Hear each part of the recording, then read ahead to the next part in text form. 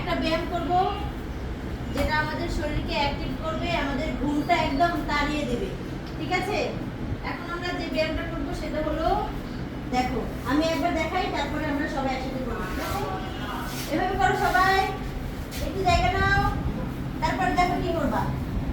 1 2 3 4। বুঝতে পারছি কিভাবে করবো? আবার করে পা ফাঁকা করো একটু।